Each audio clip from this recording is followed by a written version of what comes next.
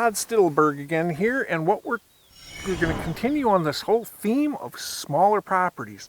Todd, one of the biggest, I mean, I know you know this, I'm preaching to the choir, one of the biggest problems that guy that's hunting 10, 20, 30, 40, even 80 and 120 acres, 240 acres, their hunts, the very first time they show up, oh man, that hunt's good. And then I sit again, and their hunts go nothing but downhill every time. And they went ahead and saved this whole week for the rut. Yeah.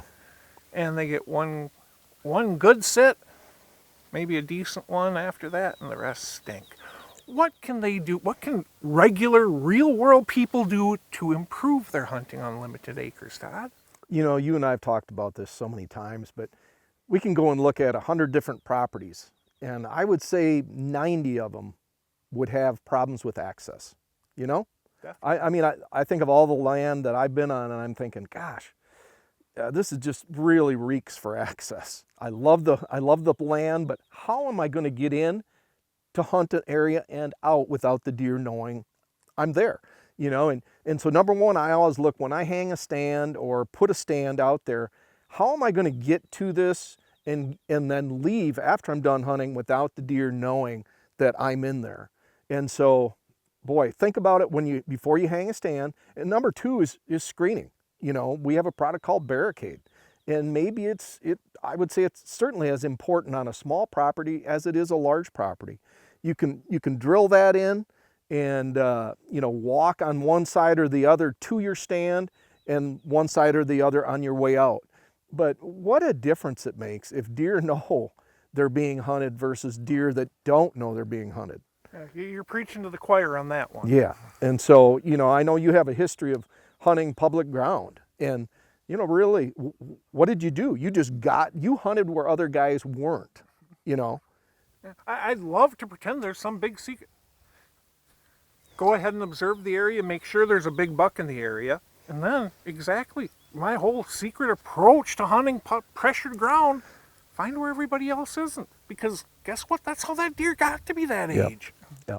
You may be able to get away during the rut with over hunting a stand or maybe ignoring that ingress and egress. But you know, if you're going to hunt your property for several months out of the year, you better have a plan, and you better have something that you planted to get you into that stand and out of that stand location so the deer don't know they're being hunted all the time. Oh, excellent advice, Todd, and I, quite frankly, could not agree more emphatically. Yeah. Final thoughts, brought to you by Huntworth. As we've discussed many times, but already on this show even, most of the stuff in the hunting market ain't made for real world people. They're made for the people who've got countless sprawling acres. When it comes to the actual real world hunting public, you can't go ahead and afford to blow stand location after stand location, because you may only have 2 or 3 on your entire property, for crying out loud. And if I'm understanding you correctly, and I'm pretty darn sure I am and could not agree more, and that is, what you do is you go ahead and try to minimize their knowing you're there as much as you can as it applies to hunting. Okay. And how do you do that?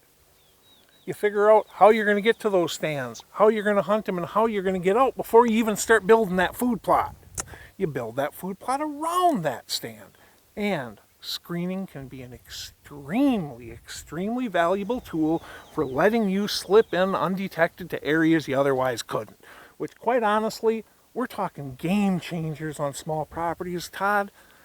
Did I pretty much nail it? You did. Yeah, I mean, that's it. Thank you. Yeah. This may be, quite honestly, I am not exaggerating by saying this may be the most important advice the overwhelming majority of our audience has ever gotten. And that is really think low impact. I'm really good at hunting stupid deer. You give me a smart one, and you know what? It's a lot more challenging. Absolutely.